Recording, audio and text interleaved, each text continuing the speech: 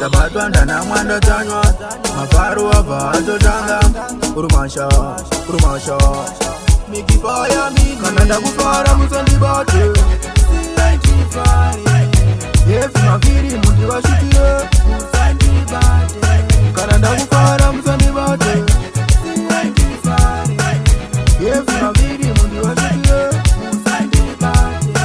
Novati peketo profesa Mafaru kucheka ngereza Presha iya ndo ishosholoza Vachikutoza vachipeyasa Mafaru ndo mada arifu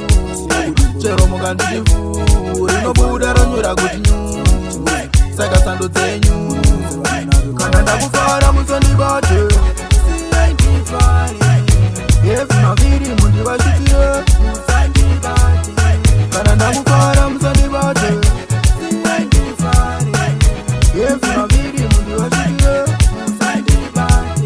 Zvekuranganya kwangu zvineinewe Zvekurekenwa kwangu zvineinewe Zvekusindakebegirangu zvineinewe Naiwe chinewe Hatiya ndimbojamba speaker Monyotetisoni vabva vasvika Kumabebe pane zvikuitika Chafi ukabvunza retina inoputika Mabebe acho anochukucha achichukucha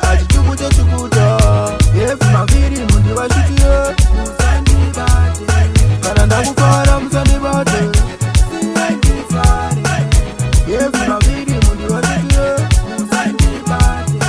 Novachipeketo profesa Mafaru kucheka ngereza Presha iya ndo ishosholoza Vachikutoza vachipeyasa Mafaru ndo mada arifu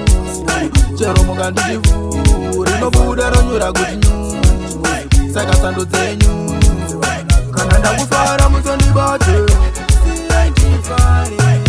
Yefi maviri mundi vashutire